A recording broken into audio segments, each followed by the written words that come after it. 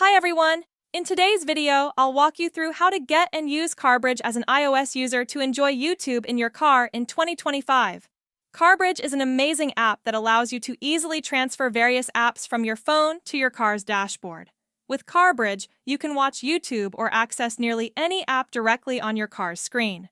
Quick reminder, always prioritize safety. Never use it while driving.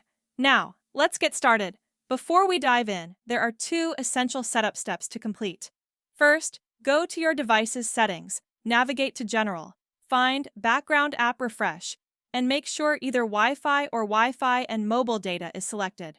This ensures the app works smoothly in the background. Next, return to Settings, go to Battery, and make sure Low Power Mode is turned off, as this feature can hinder the app's performance. Once you've got these settings in place, you're all set to move forward with the installation. Once those checks are complete, open your browser and visit appbinge.com, a trusted site for modded apps. Search for CarBridge and select it from the list of results. You'll find a detailed page with information such as download stats and user ratings. Tap Download Now, and the app will start downloading and installing automatically. The process is quick, and you'll see a confirmation message when it's done.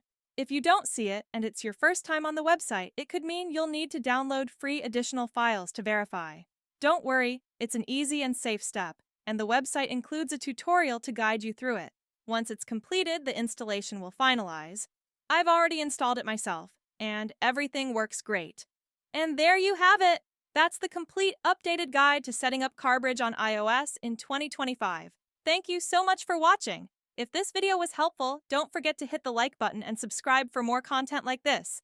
If you have any questions or run into issues, feel free to leave a comment, and I'll gladly help. Thanks again, and I'll catch you in the next video.